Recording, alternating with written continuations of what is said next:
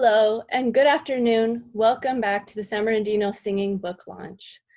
This is an anthology created by Literary Laureate of 2016 through 2018, Nakia Cheney. And this is an event put on by Inlandia Institute. Inlandia is a literary nonprofit organization that serves the Inland Empire with literary events and publishing. My name is Christina Guillen. I'm Programs Coordinator with Inlandia. Today's our live segment for the virtual book launch, including authors from the book, San Bernardino Singing, Ruth Nolan, Adam Martinez, Keenan Norris, and Sant Khalsa. So I'll go ahead and ask each individual if you would please introduce yourself and let us know about your contribution to this anthology, and we'll go around everybody and then we'll go ahead and do some questions and answers. So let's start with Adam Martinez. Adam, the winner of the Hillary Gravendike Prize Poetry Prize. So please welcome Adam Martinez. Hi everybody. I'm a fourth generation San Bernardinian, and I'm currently residing in Redlands, California. I'm a full-time professor at Chaffey College teaching English. I'm a poet, I'm a rapper, and I had 3 poems about San Bernardino published in this anthology. And I'm very excited to be a part of this, and I think this anthology is an amazing just documentation of art coming from this humble city that I'm proud to be from. Yes, very much so. Thank you, Adam. Let me hear from Keenan Norris. Welcome, Keenan. Hi, my name is Keenan Norris. My contribution to San Bernardino Singing is an excerpt from my novel Brother and the Dancer. My connection to the Inland Empire, my parents bought their first home in Rialto, California, and their second home, moved from the first home to our second home in Highland, California. And so I mostly grew up in Highland, right outside of San Bernardino. So I'm glad to be part of this wonderful anthology. Great, thank you. And thank you for joining us. Let's hear from Ruth Nolan. Ruth Nolan is one of our contributors. Hi, everybody. I'm Ruth Nolan, and I was born in San Bernardino. My grandparents on my mother's side had moved to San Bernardino from Ohio back in the 1940s. My mom was born in San Bernardino, grew up kind of out in the middle of nowhere in Highland, and met my dad at Harry's roller rink in 1950-something, because my dad was in the military and had flown out at the age of 18 to March Air Base. So that's where my parents met, and we were raised in San Bernardino and then over in Rialto until I was 12, and then we moved to the desert. My poem in the anthology, which I'm really honored to be part of, is Song for San Bernardino. And I wrote that following the terrorist attack in 2015. And it's sort of an homage to the city and also a lament, not just for the violence of that day, but also layers of violence and, things that happened to American Indian people, and even continuing to this day, a lot of disparities in privilege and justice and race. And I think San Bernardino really embodies that. So that's my contribution to the poem, or to the anthology. Yes, thank you. Thank you, Ruth. And we'll talk more about your poetry in a little bit. Let me introduce Sant Khalsa. Hi. Hi. Hi, I'm Sant Khalsa, and I'm speaking with you from Joshua Tree. I'm an ecofeminist artist and activist, as well as a professor emeritus in art from California State University, San Bernardino, where I taught for more than 3 decades. I moved to San Bernardino after college in 1975, having grown up in a community along the Hudson, Riverdale, which is part of New York City. So coming to San Bernardino from the environment that I have had been raised in was quite a big change for me. I've spent most of my life in the city of San Bernardino. Since being in San Bernardino, primarily starting in the late 70s, all my photo-based work has focused on environmental issues. And my contribution to the anthology focuses on the positive impact of planting trees and forests on air quality in our region. Mm. Okay, great. And thank you for joining us. If you'd like to go further into that, if you have some images for us, we'd love to Sure. Let hear more me about your let project. me let me share that. Let's see, share screen, and I think you're all seeing that. Oh, let's see here. Okay. Can you see the screen? Okay, yes, I see a tree stump. You see a tree and some baby trees behind them. Well, baby trees in that those trees are actually about 25 years old. And the story behind this photograph and the other photographs that I'm going to show you is that in 1992, so now 28 years ago, I was doing a collaboration with Paul Miller, a research professor at the UCR Air Pollution Research Center, on the impact of air quality on forests. And what he basically, I asked him the question, what is the one thing that I could do that would most positively impact air quality in the Inland Empire? And he said, plant trees. So I volunteered with the National Forest Service and I planted over 1,000 trees in the San Bernardino National Forest to help reforest Holcomb Valley, which had been decimated. I'll show you another image, which had been decimated by the gold rush in the 1860s. It was the major site for the gold rush in Southern California. This is a historic marker at that site. And behind this marker, you can see all of these trees that were planted in 1992 to reforest the area. So the inspiration at that time led to this specific installation, which is titled The Sacred Breath, that is about our interdependent relationship with the natural world and specifically trees through the breath, in that we have that need for trees to give us oxygen and we provide trees with carbon dioxide. So so over those many years now, 28 years, I've done a lot of work that relates to trees and forests. This is a project that is also in the book that's called Seedlings. Um, so this project is titled Growing Air, and all these trees that you're seeing here, this is actually in the Holcomb Valley campground, are from seedlings that I planted. I also had a group of students who had planted there with me as well, and they each planted 100 trees.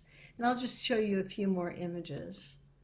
Um, this is the remains from the gold ore, and you can see the newer trees in the background.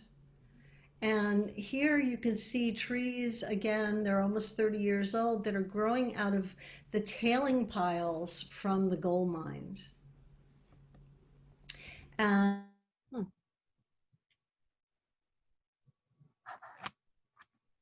children, because those are second generation trees there. In that there have been forest fires that have gone through that area. All of these are ponderosa pines. So they're very not only resilient to fire, but they actually propagate through the active fire. And some more images and pine cones. And this was actually taken to spring 2 years ago during the spring. I'm planning to go back up there on Monday and photograph some more. And I think I just want to read something. I'll just take a second. Each Sure, please. time I visit the forest, I feel a deep connection with the place that I recognize the power and sacredness of the trees. I walk through the young forest attuned to the growing mycelium networks beneath my feet. I know that the trees are aware of my presence, and I express gratitude for all they give us. These trees are providing us all with the breath and the gift of life. I Beautiful. can unshare my screen. There we go. Thank you for sharing those. You know, a question just popped up in my head. Maybe others are wondering, how has the COVID-19 affected air quality for San Bernardino area or more globally? Well, I've looked at a number of NASA photographs and have read some articles, and globally it's had a reduction of at least one-third air pollution, um, and probably more in cities. So and actually there seems to be even a long-lasting impact in that numbers of cities are deciding to close off central parts of their cities to cars and only have walking and bicycling. Oh, that's interesting. Yeah. Okay. Is there anything else you'd like to mention about your piece in the book? You asked, I'm sorry, you Yeah, asked. I'm still with you. Yes. Um, well, I think that because most of my work has focused on water issues and air quality within the Inland Empire and in San Bernardino, I think Oh, no.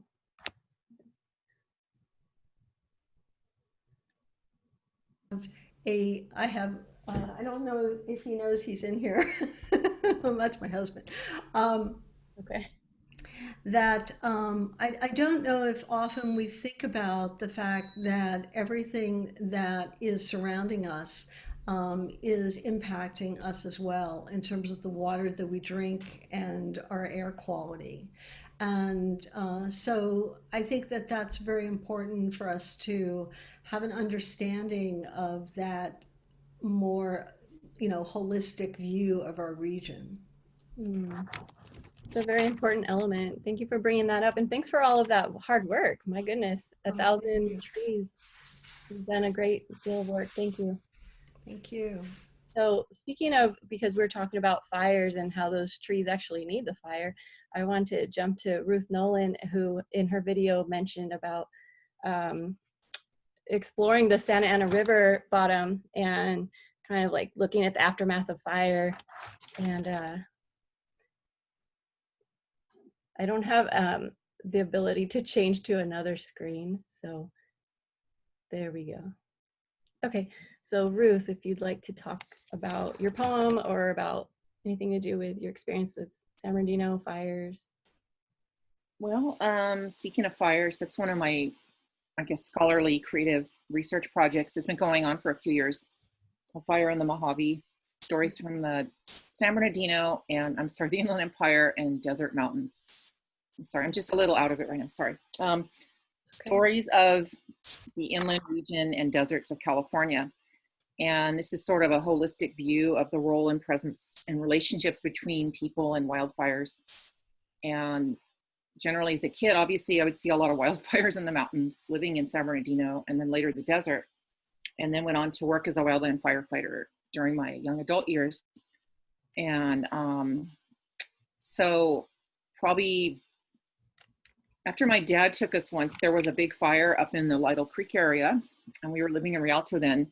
And my dad had this idea like, oh, they're opening the burned forest. Your families can go in, people can go in and cut a firewood and bring it home for free.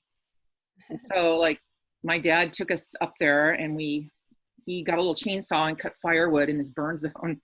And then us, the kids, had to kill the logs and load up the trunk. It was really actually kind of funny. But that was probably my first awareness at a young age of like 10 or something. I'm like, wow, these fires really do impact these areas, and look at this burn zone and the devastation.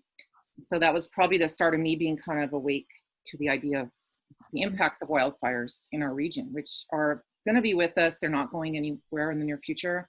Mm. How do we learn to negotiate, live with it, understand it, Mm. and respect it even? So along the idea of fires as a metaphoric force, I think that we definitely saw a big flare up socially, culturally, in the most tragic way back in December of 2015 with the San Bernardino terrorist attack. Mm. And I was up in Berkeley at the time visiting my daughter and son-in-law. And I just remember thinking, like, how strange is it that now everybody in the world knows about San Bernardino, which has always just been like a totally undersung, who knows about San Bernardino? It's not really the most famous Southern California or, present place. And now it has this tinge of this atrocious event that really, really impacted so many people in the area. And so my poem was sort of a lament for this, as well as a recognition, and then tapping deeper into the river, symbolically, metaphorically, of other forms of terrorism that have taken place in our inland regions. Colonialism, the subjugation of Native people in the region, the smallpox epidemic that devastated a lot of the Native people in the region back in the 1800s, and sort of the takeover of indigenous peoples in the region. So I was sort of trying to layer a lot of things on that, along with my own personal experiences of hiking along Santa Ana River. So should I read the poem or part of it? You can read, if you have a favorite part, if you'd like to share. Okay. I'll just read the introduction. So my poem is called Song for San Bernardino. The pain shall pass, but the beauty shall remain. And that's actually a quote from Renoir, the painter. I used to explore with my brothers and dad through the fire-singed cottonwoods along the Santa Ana River bottom, where ancient waters from hidden seeps in the old volcano named Mount San Gorgonio, the towers above our town. During my childhood, we could hardly see its peak through the smog. Coyote weeps as the mountain stirs again. So much smoke in his eyes, so much violence in the sky. Tears joining the river of lost souls. So that's one part. Would just like to also add that following the Terrorism Act in 2015, several of us Inland Empire writers got the idea, Liz Gonzalez, myself, and we put together a poetry reading that in Redlands, where we had a huge crowd of people. People came and read their poetry and works. Everybody was basically commemorating and lamenting the Terrorist Act. And the mayor of San Bernardino was there. It was a really great community event that I read the poem at that event. Oh. So this poem was actually part of that larger, many people coming together to share their feelings, process what had happened, right, and sort of hope for some kind of healing and understanding. I think one of our guests would like to comment. Dinaz. Hi, Ruth. How are you? Hello, Dinaz. Lovely to see you. I love reading your lyrical poem, Song of San Bernardino, and the lovely fragments, my hometown, flowing and overflowing with the blood of all the world, of all the old secret stories buried and untold. Tell us, share with us one happy memory. I know you had many. Well, it was pretty fun to go out with Dad and go exploring. My dad's a little out there, but this was before he moved us out to the middle of nowhere in the desert, which turned out to be a good thing for me as a writer. But well, we got on the news when our family went to cut the firewood up in Lytle Creek. We went to school the next day I was in Casey Elementary School in Rialto, and everybody's like, you guys are on the news. So I guess a news crew had interviewed our family, saying families are up here cutting firewood. And I remember being really embarrassed about that. But looking back, I think it's kind of cool. So lots of wonderful memories, especially of our family affiliation with St. Catherine's Church in Rialto, which I do mention in the poem. and how that was in the 1970s a very culturally explosive, beautiful, community inclusive experience where many different people from the IE had gathered in a wonderful progressive guitar in the mass, Godspell era. And I think that really just one of my happiest memories of living in the Inland Empire as a kid also. Okay, I want to ask one more question, if we could answer quickly. Well, how you ended the poem on that statue, is that the same church that we're speaking of with Yes. the Virgin Mary? So there's a little school there, St. Catherine's School. And so I remember as a kid, there was always this little Virgin Mary statue, La Virgen Guadalupe, and I was like, that's a big part of the Catholic religion. And I think especially in the Inland Empire with such a strong Latino presence, a Latinx presence, people celebrating the Virgin. And so I had taken a trip back through the area a few years ago just to kind of look back at my childhood stuff. I'm like, oh my God, that statue is still there. And the statue is still painted blue. So the statue did find its way back into the poem. Yeah, I like that it seemed like you ended it on that note of, because you had religion weaving throughout, and then it ended maybe on a more hopeful note going forward, that people still have hope. Like, the deeper stories, the deeper soulful things that connect us and help us carry forward in painful times. Right. Well, I thought it was a beautiful poem. Thank you for contributing it. Anthology. I want to jump to Adam. Okay. So Adam, your poem about the Santa Fe whistle. So I don't know much about this place, but it seems to be very popular. We had another contributor do a poem about this. So I was wondering if you could discuss what this place is. I know you talked about the memories of it, so I don't know about it. Maybe other people are familiar, or maybe they need to learn about it. So can you educate us? Sure. Well, on my experience, yes. On the station, I don't know much about the station other than the fact that my grandfather worked there for many years. And I grew up on 7th Street and Mount Vernon, which is super close to the Santa Fe whistle.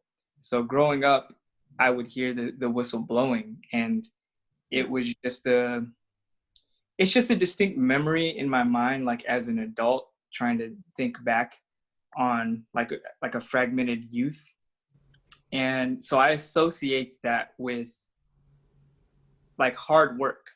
I associate that with the thoughts of my grandfather, and the work that he did to raise my family, like my aunts and my mom and all of that. And that's kind of what that monument, to me, it's a monument in San Bernardino. I mean, there was another poem in there, like you said, in the anthology about it. So clearly it does resonate with people on like an emotional level. For me, it's a symbol of labor and love and like progress, I guess. Very cool. And you mentioned about your youth, and your other poem, Genevieve Street, is a lot about that, and walking through the town, and maybe seeing, like you mentioned, the shoes on the telephone wire and the housing projects, but that you ended on a different note, which is just the feeling of safety, like this is home, you're just getting groceries, something ordinary with mom, So I was curious, how was your impression as a young kid in San Bernardino? Now, I mean, maybe looking back at this, you wrote it from an adult point of view, because I don't think you knew what the housing projects or like what anything, Totally. Yeah. And I think the three poems that are in here, they were part of my graduate school poetry thesis. And so I was doing that in like my mid-20s. And it's the first time I started exploring how does the city I grew up in reflect who I am now. I hadn't really reflected on that ever until I started working on the thesis. Right. And so, I grew up in like what you would call the barrio, a huge Latinx population, and from block to block it would be like Latinx folks, and then Black folks, and then when I went to elementary school and middle school, I was in the GATE program. So a lot of my experience with multiculturalism happened in the classroom, and so there was that that crossover for me where like at family parties and stuff, obviously I was surrounded by people that looked like me, and dealing with some of the socioeconomic disparities that come with living in such areas. But then going to the classroom, I was learning about all kinds of other cultures. And so, like, for example, Genevieve Street, like the last line, like it's outside in a sad city, walking with his mother, the boy felt safest. So yeah, there's this familiarity with those disparities, I guess, that looking back is comforting. At the time, walking through those neighborhoods to go get groceries, I felt a certain shame or a certain well, why don't we have a car to drive to the grocery store? But now looking back, I feel like it's added to the resilience of my character, and by extension, like looking at people like me that grew up in these neighborhoods, like I feel like they would say the same thing. Like these everyone has these sort of like totems. Like Genevieve Street is a totem for me. It reminds me of who I am and where I came from. Mm-hmm. Definitely. And in your other poem, Easter Sunday, you mentioned that this goes back many generations, your parents, your grandparents. So you definitely, San Bernardino is not just a place, it's definitely home for many generations. Mm-hmm. So I can see that. Did you want to say anything about your poem, Easter Sunday? Yeah, I was thinking about, like, especially with everyone that's here today in this panel, like the idea of the place you grew up in versus the places you go, and the fact, like what you said, like my family's been here for several generations, to a point where I didn't really explore the narrative of who my great-grandparents were, or even like I didn't ever get to meet my maternal grandmother. And so I've always learned about her through going to the cemetery with my mom and leaving flowers there. So like the post that Inlandia posted earlier today with the line "solving mysteries in your mausoleums," like that's me thinking about how one can go and learn about their own roots in the place that they came from. Like sometimes I feel like I wouldn't have that opportunity if I was gone, like across the state or across the nation or something. I wouldn't have the opportunity to go and sit at this cemetery where many of my passed on relatives are buried and have these conversations. And it also becomes this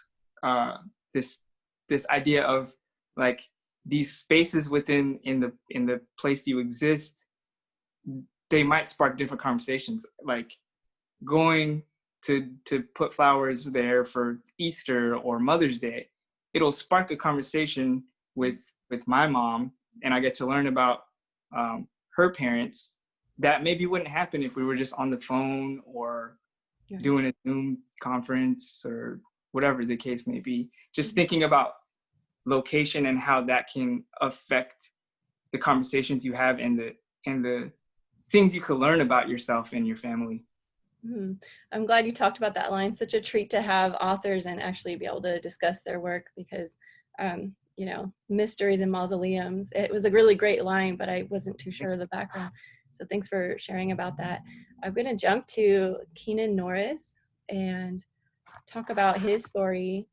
And he, I didn't know that you had written a novel, and that's what I was going to ask. I know that it was from a bigger piece, but I wanted to bring up the line that struck me was, "Did you have to dance like you lived?"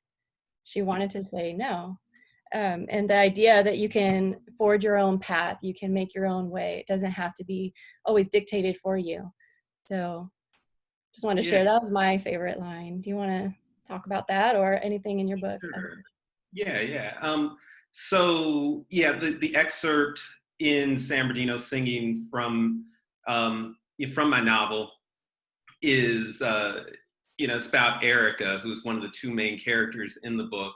And she's actually like dealing with this high school rival of hers. The book is a coming of age story about these two kids, Erica and Toussaint, who grow up on opposite sides of Highland, which is, for folks who are not familiar with IE, is right next to San Bernardino. And though they're from the same, hometown, they are from different sides of of Highland that are separated by the freeway, right? Mm-hmm. And so Erica has grown up on, the rougher side of town, and Toussaint is from, middle class, has a middle class upbringing. So they're very different. The story tells the book tells their stories in alternating chapters to explain how they got to be so very different, though being separated by only, a couple miles of space. Mm-hmm. And so Eric is this aspiring ballerina, and to answer your question, to talk about that line, right? She, she's fascinated with ballet, with this European art form, which really has nothing to do, with her, with the music, the aesthetics, the dance styles, etc. Where she's from, right? And in many ways, ballet, like many Eurocentric art forms, right, has actively what's the word, rejected, Black and brown people. And, from our body types, our, just our way of movement and so forth, our, just our aesthetics. There's, with a lot of, European art forms, there has been that, that issue. And so she is really, battle in that moment, not so much with ballet, but with folks in her community, represented by this girl she has this rivalry with, who are like, why are you interested in this thing, that's so different from everything that we're about, everything that we represent.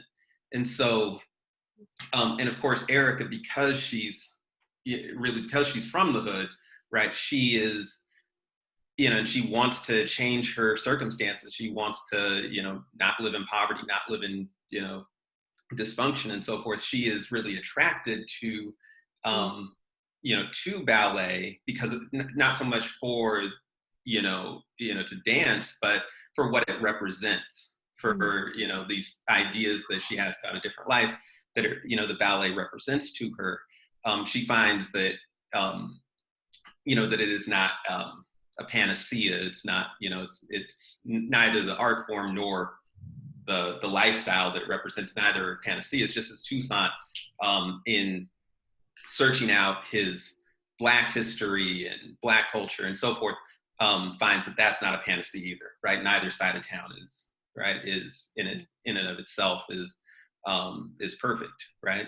Mm-hmm. So, yeah, if I could just say real quick, so like I said, I grew up in Rialto and Highland, San Bernardino is right between those two towns. I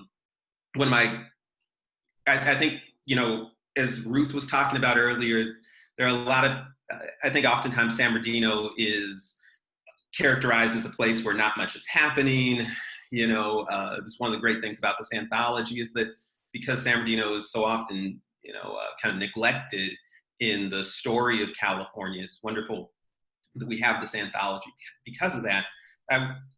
But I wanted to just say a word about, a kind of characteristic experience I would have of San Bernardino, and especially the downtown area, which I know is, oftentimes associated with, poverty and all kinds of stuff. When I was a teenager and I'd go down Baseline and, go down to E Street, the downtown area. I would go there to get my hair cut, which doesn't happen as much anymore. Go there to get my hair cut every month or so. There are 2 black barber shops on either sides of E Street. There was the barber shop where the barber might not be on time. It was kind of not real well organized. And then right on the other side of the street was this other black barber shop where they'd be playing gospel music, and all the barbers were dressed head to toe in suits, Saturday, Sunday morning. And so these 2 radically different examples of black life on just opposite sides of the street. And that's really what my novel wanted to get at. Right next to those to that barbershop was the place where my dad worked. My dad was a rehabilitation counselor for the city of San Bernardino. And so his offices were right there. Right next to the other barbershop was the black bookstore run by Farron Roberts, Phoenix Books. Farron was one of my mentors, really gave me the confidence to write and introduced me to writers like Omar Tyree, right, who brought authors like Toni Morrison and Kareem Abdul-Jabbar to the city of San Bernardino. And so just wanted to say that my memories of San Bernardino. Well, thank you for saying that, and thank you for your contribution. Dinaz, Coach Builder, has a question to ask. Let me unmute her. Okay, Dinaz. Yeah, so Keenan, when I touched this attachment that allowed me to raise my hand, I wanted to ask you about the significance of that last line. Erica turned around and made the same demeaning journey going the other way. But now I've been listening to you, and I think that's just what you've been talking about. But I don't know if you'd like to add some more. Yeah, thank you for noticing that. Yeah, I mean, the book is dealing dualities, right? And the ways that, that these folks are different, despite having superficial similarities, but also the ways in which their experiences, as Black people, their experiences, in this case, gendered experience, because the reason their journeys are demeaning is these are 2 young women who are walking. They've had this rivalry. They don't like each other. They had this argument, right? They walk in opposite directions, right? And guys driving down the street both ways are, yelling at them, making sexually suggestive, catcall them, basically. And, despite the fact that Eric is like going to go to college and is going to live a certain kind of life, and her rival is, is doing her own thing and is going the opposite direction, right? They still both have to deal with, with sexism, basically. And so, yeah, that's what that means. But yeah, at every point, the book is kind of functioning in that dual manner. So.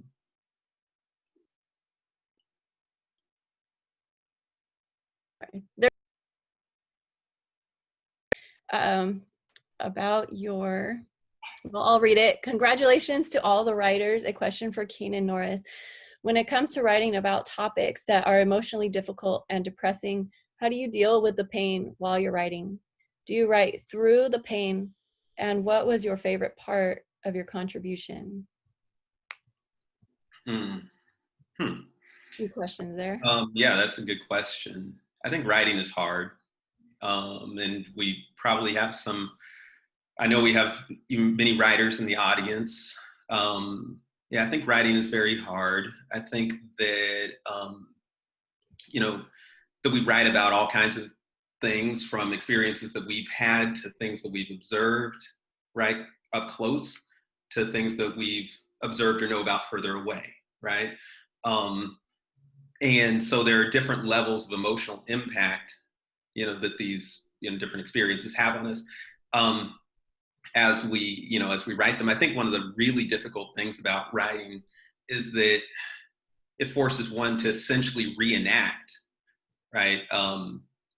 sometimes sites of trauma, right, or sites of difficulty, and that is I don't like have some kind of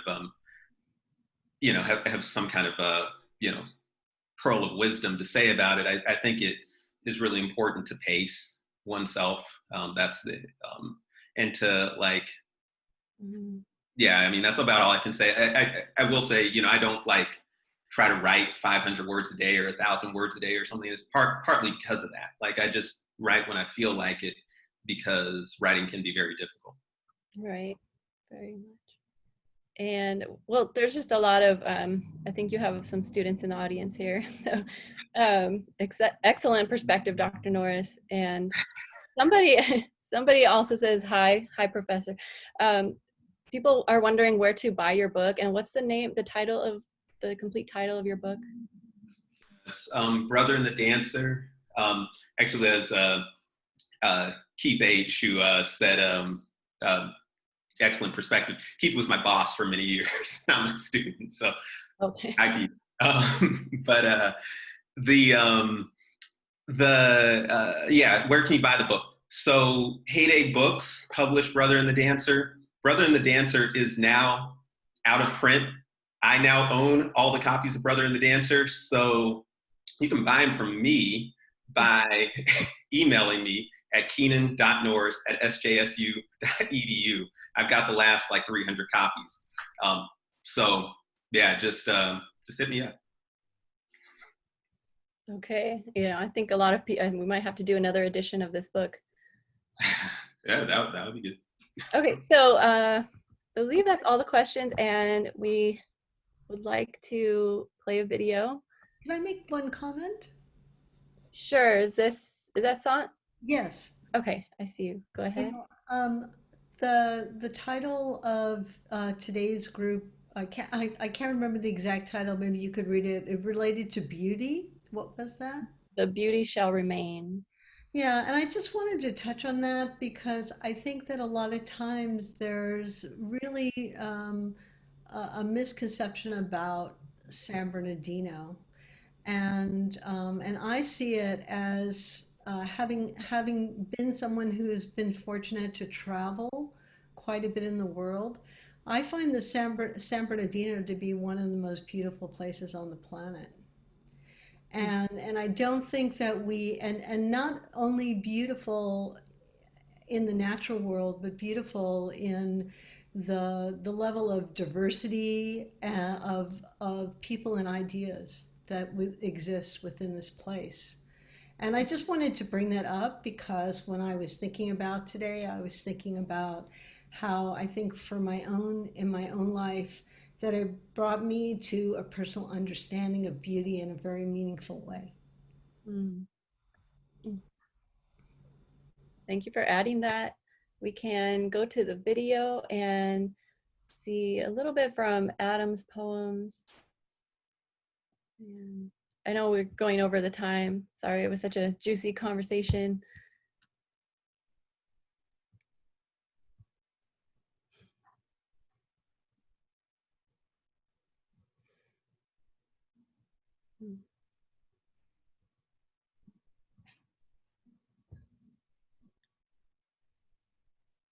And, oh, okay.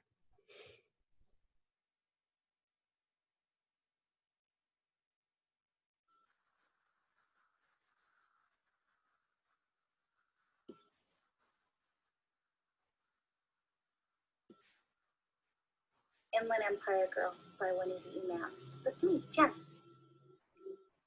I am an Inland Empire girl.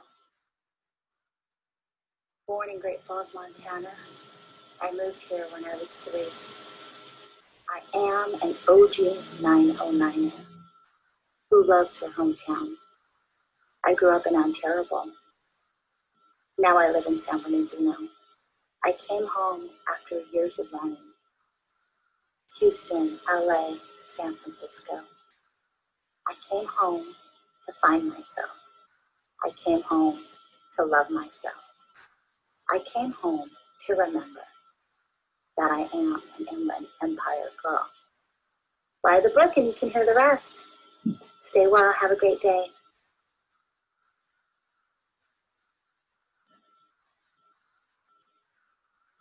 Song for San Bernardino.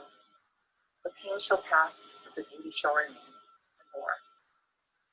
I've not gone to confession since early childhood, lost to St. Bernardine's Church in downtown San Bernardino, as I've been for many years since abandoning the city of my birth at the age of 13, trading religion in the Inland Empire for the guiltless desert. Now there are so many canyons, secrets to unfold. I used to explore with my brothers and dad through the fire-singed cottonwoods along the Santa Ana River bottom, or ancient waters from hidden seeps in the old County, Mount San Gorgonio, the towers above our town. During my childhood, we could barely see its peak through the smog.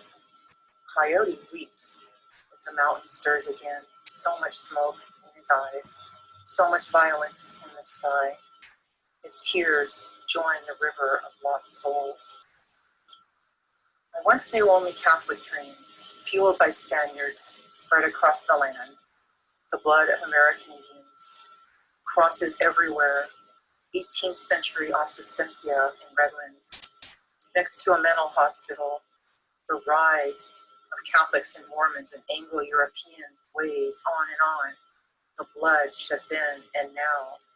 San Bernardino, city of my birth, forgotten city of dreams, forsaken city of Hell's Angels, the first McDonald's on East Street, the Rolling Stones at Swing Auditorium, the All-American city where fault zones meet, where the arrowhead points down to my hometown, flowing and overflowing with the blood of all the world, of all the old secret stories, buried untold.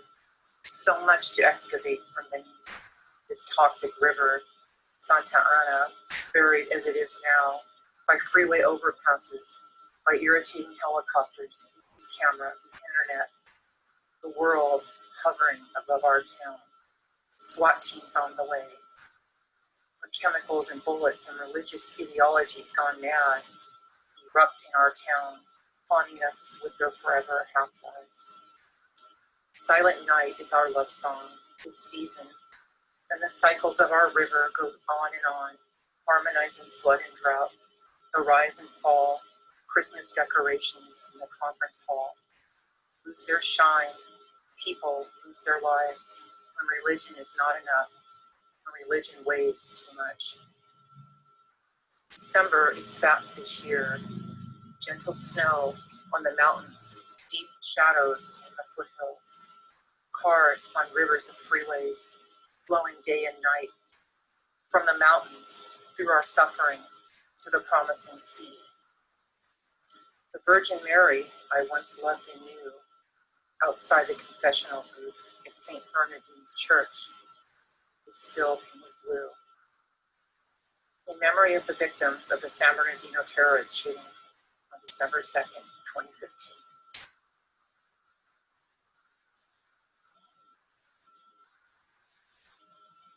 Three drops balanced on an elm leaf, a flame-singed tip. Scent of incense floated through the gambling hall at 19 3rd Street. Asian coins clinked, opium pipes.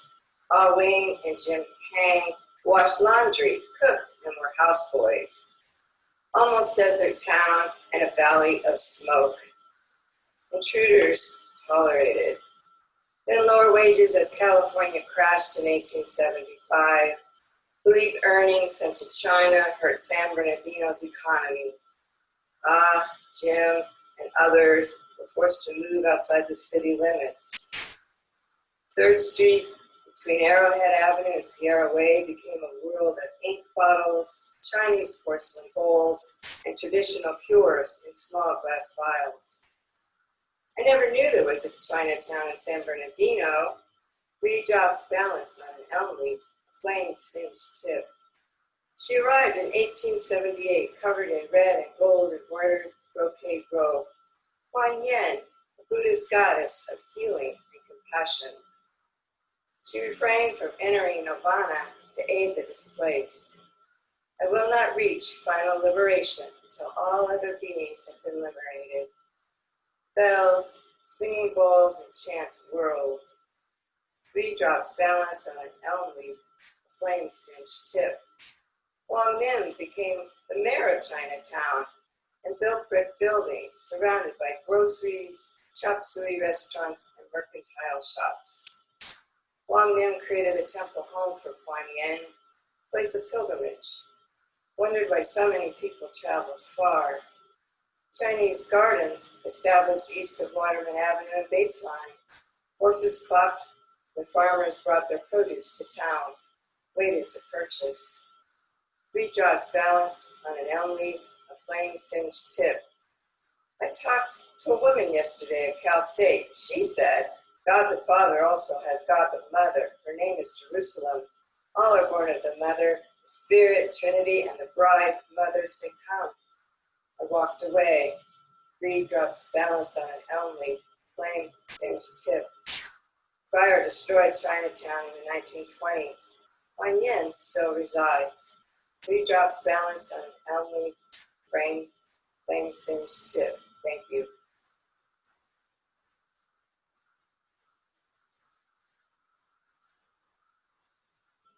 Strange Spirits of the San Bernardino Desert by Christine Chatterton. Strange spirits of the San Bernardino Desert. We went out to the desert thinking there would not be much to see. What could live out here, we wondered, in the dry arroyos and rocky hills? What could there be?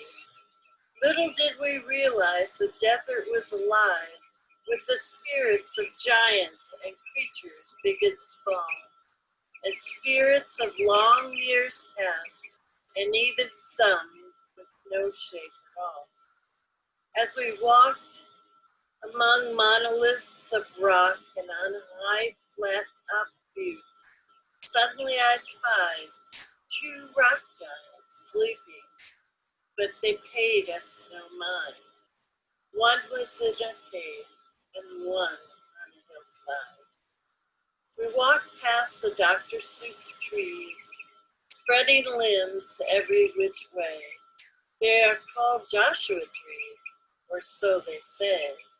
We came to a stream where no water would flow. Among cactus and sagebrush was a sight to see along the way. Our notion that the land was dead was wrong. We now could tell. The desert was in full bloom with colors of pink, blue, and yellow. We saw caterpillars by the hundreds with green and yellow stripes, climbing, eating, wiggling all around me, taking care to walk around them so as not to dash their hopes, to become butterflies, to finally be free. As we walked,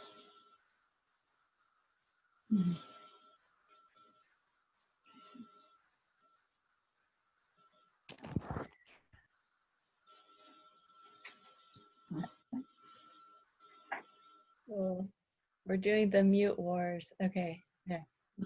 So I hope you enjoyed the video. You can always check out these videos on Inlandia Institute's YouTube page. It will be there. And you can purchase this anthology on at Cellar Door Books or Barnes & Noble or on Amazon. Thank you to our presenters today, Ruth Nolan, Adam Martinez, Keenan Norris, and Sant Khalsa. Thank you to our audience. I hope you enjoyed the event. Come back tomorrow, if you will, for our guests James Luna, Cindy Rinnie, and Juanita Mantz. So join us at 3 p.m. tomorrow. Thanks everyone for joining us. Have a great day.